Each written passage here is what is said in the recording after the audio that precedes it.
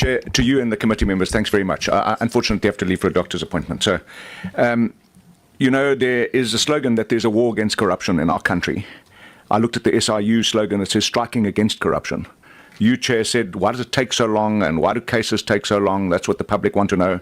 We've heard the stories about Stalingrad tactics. I've also heard that the NPA also itself uses Stalingrad tactics. And I hear plausible sounding reasons. Some of them I heard 2 months ago when the NDPP was here about attracting skills, retaining skills, all of that. We hear them, they sound plausible. But I can't reconcile the plausibility of those stories with the claims in the Justice Committee this week of how successful we are. You yourself are saying we don't see NPA prosecutions. But let me go to my question. Let's use one case, the Omotos case. We've been told here that there's a mechanism that's being developed to track cases. We hear about reviews, all that kind of thing. In the Omotos case, the original prosecutors were removed from the case for incompetence. Was that taken under review? Was their removal taken under review? Because what confounds me is they've been reappointed to the Fort Hare case, which involves massive corruption, supply chain management infiltration, and assassinations. We know that the Omotos case was botched by the second team, botched by 2 teams from the NPA. But the first team was reappointed. By whom? Was it taken under review? What were the consequences of that review? Because if our reviews are not giving us an insight into why we fail, we'll continue failing. Thanks, Chair. All right, can you just deal with that? And I think your question is basically what was wrong with them and why are you now confident that they can prosecute basically a financial, yeah. Thank you, Chair. I'll deal with that. On the Omotos matter, we have made extensive public comment on this, extensive, in various fora. We were also called to Parliament, the Portfolio Committee, where we gave very, very detailed explanations. I can give those explanations again today because I think they are important, but we've made a lot of, we wanted the public to understand what happened. So these questions are being raised now, and I'm certainly going to deal with it again. So on the issue of the prosecutors that were changed originally, and I'll deal with the link to the Fort Hare matter as well. Those prosecutors, there were allegations at the outset that they had acted improperly and were influencing the witnesses in the Omotos matter. Because of that, the team was indeed changed. The investigation into the conduct of those prosecutors at that time did not start immediately for the reason that in order to proceed against them, to investigate their conduct, we needed of necessity to have the evidence of the witnesses themselves, because the allegations were that they were being improperly influenced. So the Deputy National Director Advocate de Kock at the time, working with the DPP in the division, Mr. Madolo, decided that we will delay that investigations until the victims were already going through, testifying in this matter was not easy for them. So we will delay that start of that investigation until the witnesses had completed testimony. And so that investigation, in fact, commenced last year in August. So that team that was changed, and I'll deal with the link to the Fort Hare matter in a minute. And then the judge in that matter was very critical of the new team that actually prosecuted that matter. And the judge in the matter acquitted Omotos, criticizing the conduct of the prosecutors relating to, for example, cross-examination, relating to certain evidence that was not led.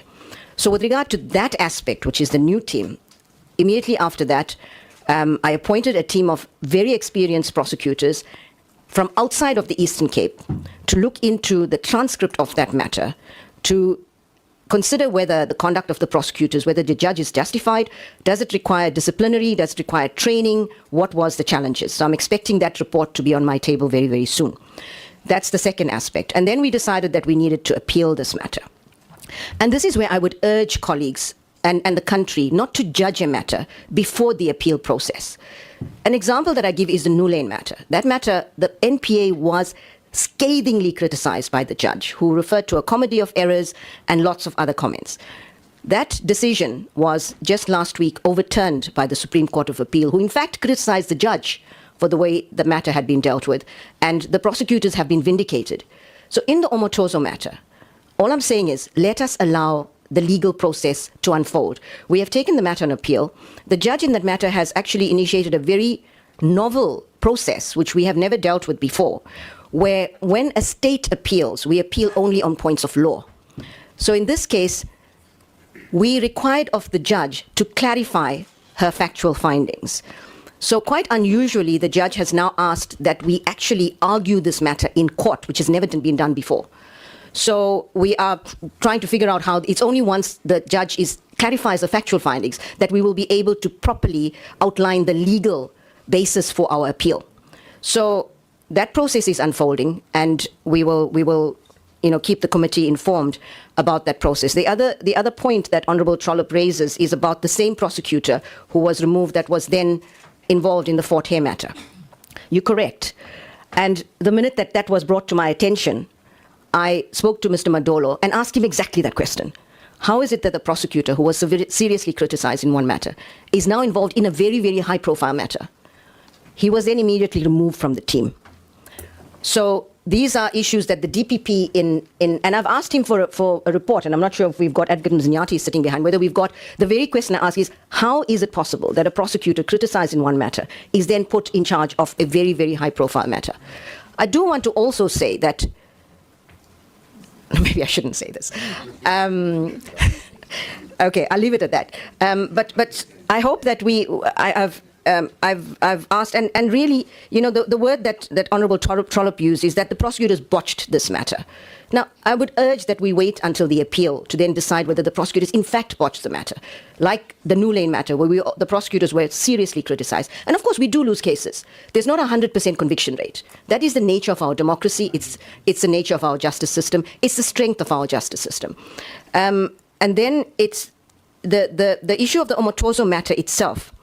I want to say that this particular case was a serious setback in our country's fight against sexual and gender-based violence. And with regard to addressing sexual and gender-based violence cases generally in the NPA, we have an extremely, extremely good record of convictions, of support to victims.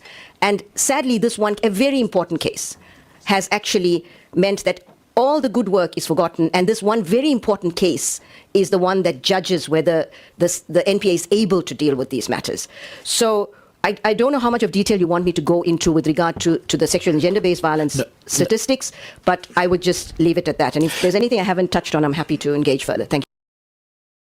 Thank you, Chair. No, that's fine. Welcome to the world of professional football coaches.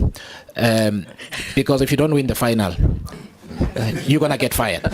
So I'm glad I'm not a football coach. Yeah, so it's life.